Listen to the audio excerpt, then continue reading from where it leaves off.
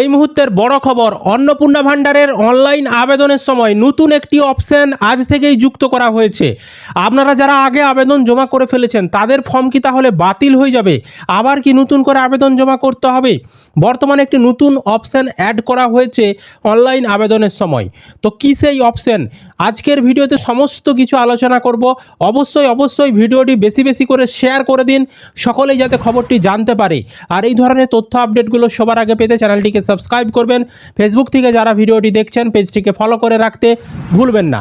দেখুন, আমি আপনাদেরকে স্ক্রিনে দেখাচ্ছি, আপনারাও একবার মিলিয়ে নেবেন। আজকে মোটামুটি ধরুন, আজকে তারিখ হচ্ছে 7 জুন, ওই বিকেল 5:30টার সময় থেকে একটি নতুন অপশন অন্নপূর্ণা ভাণ্ডারের অনলাইন আবেদন করার সময় সেখানে শো করছে।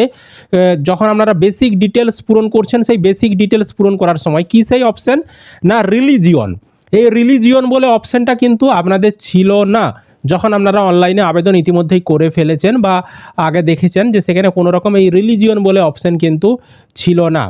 ঠিক আছে, তো আজকে হঠাৎ করেই ওই 5:30টার সময় এই রিলিজিয়ন অপশানটা কিন্তু অ্যাড করেছে। এই রিলিজিয়ন অপশানে যখনই আপনারা ক্লিক করছেন, এখানে হিন্দু, মুসলিম, খ্রিস্টান আরও অন্যান্য যে ধর্মাবলম্বী রয়েছেন তাদের সম্পূর্ণ লিস্ট চলে আসছে। আপনি যেই ধর্মের সেই ধর্মটা এখানে সিলেক্ট করতে বলছে।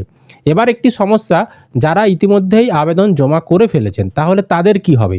নতুন যারা আবেদন করবেন তারা নাই রিলিজিয়ন সিলেক্ট করে আবেদন করে ফেলবে, কিন্তু যারা আবেদন করে ফেলেছে তাদের কি তাহলে আবেদন বাতিল? তাদেরকে কি আবার নতুন করে আবেদন করতে হবে? সেক্ষেত্রে বলে রাখি, দেখুন, সরকার এটা তারা অ্যাড করেছে, এখানে আপনার দোষ কিন্তু নেই। আবেদন যখন খুলেছিল আপনারা অনলাইন আবেদন করে ফেলেছেন, এখানে আপনার কোনো সমস্যা নেই বা আপনার কোনো দোষ নেই। তো এক্ষেত্রে সরকার কি পদক্ষেপ নিতে পারে?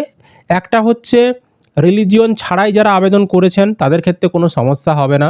হ্যাঁ, ভেরিফিকেশনের ক্ষেত্রে বা অন্যান্য ক্ষেত্রে আপনাদের যোগ্য হলে আপনি টাকা পেয়ে যাবেন, কারণ এই রিলিজিয়নের পাশে কোনো ধরনের লাল রঙের স্টার চিহ্ন দেওয়া নেই, মানে এটা বাধ্যতামূলক ছিল না।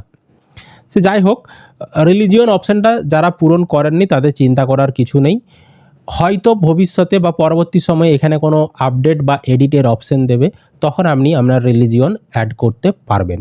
ঠিক আছে, আর যদি আপডেটের অপশন না দেয় তখন কিন্তু কোনো সমস্যা নেই, কারণ সরকার সেটা জানে যে আমরা প্রথমে যখন অনলাইন আবেদন শুরু করেছিলাম সেখানে রিলিজিয়ন অপশন আমরা দিইনি, পরবর্তী সময়ে দিয়েছি। সুতরাং আপনাদের আবেদন সঠিক রয়েছে, আপনারা নিশ্চিন্তে থাকুন। হ্যাঁ, এই অপশনটার জন্য আপনাদের কোনো রকম কোনো টাকা পেতে সমস্যা হবে না। বোঝাতে পেরেছি? তো ভবিষ্যতে যদি এডিটের অপশন দেয় আমরা আপনাদেরকে ভিডিওর মাধ্যমে জানিয়ে দেব। ঠিক আছে, তো অবশ্যই ভিডিওটি বেশি বেশি করে শেয়ার করে দিন, সকলে যাতে এই খবরটি জানতে পারে। আর এই ধরনের তথ্য আপডেট সবার আগে পেতে চ্যানেলটিকে সাবস্ক্রাইব করবেন। ফেসবুক থেকে যারা ভিডিওটি দেখছেন পেজটিকে ফলো করে রাখতে ভুলবেন না।